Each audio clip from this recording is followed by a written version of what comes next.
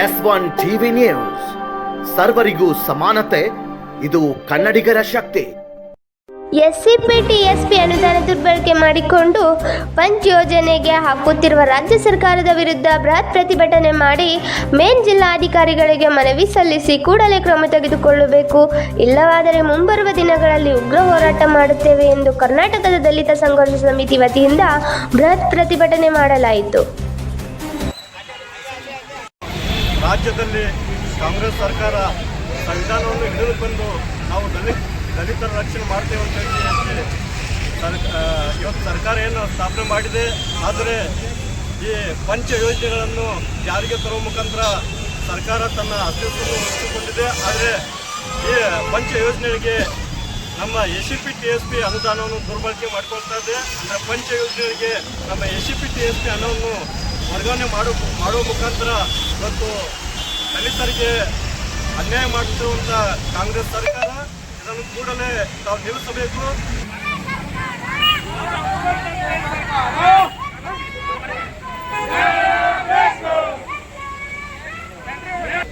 39,000 अनुदान मधले 14,000 कोटी आज राज्य सरकार पंच योजनेसाठी वर्गवणी केलेलं आहे. आणि हे थांबून आमची योजना जी आहे त्यांना मंजूर करा म्हणून राज्य सरकारला विनंती करतो. एका वेळी आणि तुम्ही कंटिन्यू पुढे केला असला तर यंदाला बेळगावच्या अधिवेशनमध्ये मोठ्या संख्येने राज्य सरकारचा अधिवेशनला विरोध करणार आहे. या मार्फत कर्नाटक दलित संघर्ष समिती भीम वतीने आम्ही माननीय जिल्हाधिकारी मार्फत मान्य मुख्यमंत्र्यांना विनंती करतो. रवी बसवडकर, कर्नाटक दलित संघर्ष समिती भीम जिल्हा बेळगाव विभागीय संचालक.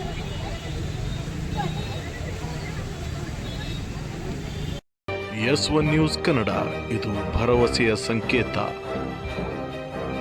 ನಿಮ್ಮ ಹತ್ತಿರದ ನ್ಯೂಸ್ಗಳ ಅಪ್ಡೇಟ್ಗಳಿಗಾಗಿ ನಮ್ಮ S1 ನ್ಯೂಸ್ ಕನ್ನಡ ಚಾನಲನ್ನು ಸಬ್ಸ್ಕ್ರೈಬ್ ಮಾಡಿ, ಶೇರ್ ಮಾಡಿ, ಬೆಲ್ ಐಕಾನನ್ನು ಒತ್ತಿ.